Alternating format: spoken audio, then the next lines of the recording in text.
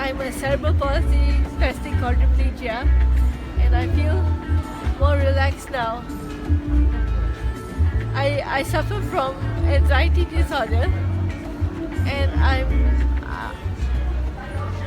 going to be healed. Definitely.